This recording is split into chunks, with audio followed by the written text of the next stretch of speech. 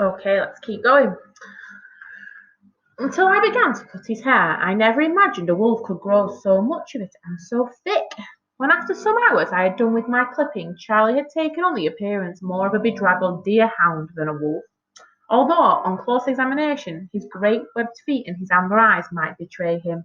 I was satisfied that he no longer had the shape and form of a wolf, that he might indeed pass for a large hound. I can mind how he stood there shivering in his humiliation and looking up at me out of baleful eyes, his tail between his legs. I would not, I thought, be easily forgiven. In this I was mistaken. It seemed not to be in Charlie's nature to bear a grudge, and very soon we were once again the best of friends. So as the first flurries of snow fell about the croft, we left and travelled south to Edinburgh. Happily our journey proved less perilous than I had feared. We saw fewer redcoats than I had expected, and passed by unchallenged wherever we went, save only once. We encountered a traveller sitting drunk by the wayside, and he stopped us, saying he had never in all his life set eyes on such a strange-looking creature as Charlie. "There is something wolfish about him," he said. "If he had more hair on him, I'd swear he was a wolf." I spoke not a word in reply, but waved cheerily and passed on by without looking back, hoping against hope that he would not come after us. Thankfully he did not, and so I breathed again. Once in the bustling streets of the city I discovered that my earlier superstition had been justified, that there was indeed some safety in numbers, for no one paid us any heed at all.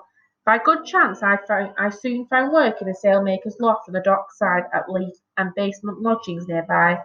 The place was rat infested, but did not remain so for long, for Charlie soon hunted them to extinction. The sail-making was arduous and long, and the pay scarcely sufficient. Yet we had a roof over our heads, and the wherewithal to feed ourselves. We had much to be thankful for.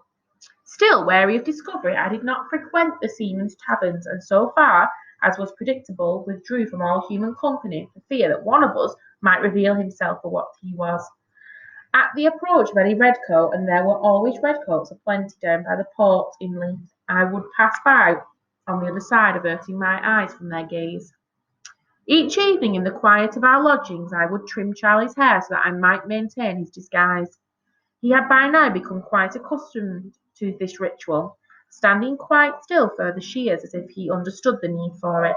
I would tell him as I clipped him of my hopes and my dreams, of how we would one day find a ship and sail away to some far distant shore where neither of us would be hunted, where we might be free to roam without threat or hindrance wherever we wished. I worked for it by day in the heat of the sail loft, dreamed of it constantly, and prayed for it on my knees at night, as poor dead Mary had taught me. Had she not told me that God would always be listening, I do not think I ever quite believed her until the day I met Captain Mackinnon. Late each evening, with the streets empty of people, it was my custom to take Charlie for a walk.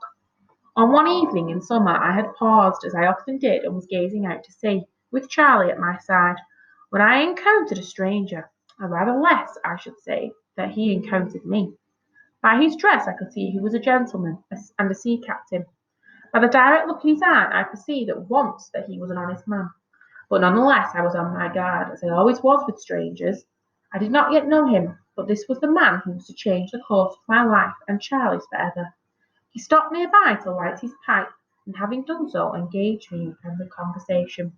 "It's a fine-looking hound you have there, my lad," he said, "if indeed that is what it is."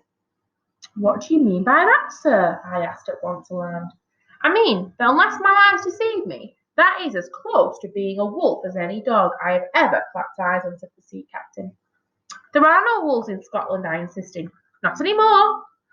"Maybe not," he replied, "but we have redcoats aplenty in their place, do we not? If you understand my meaning." The look we exchanged was one of silent conspiracy, of immediate and mutual understanding. I knew then I need harbour no more suspicion of this man, that I had nothing whatsoever to fear from him. Oh, I wonder what this captain's going to do for Robbie.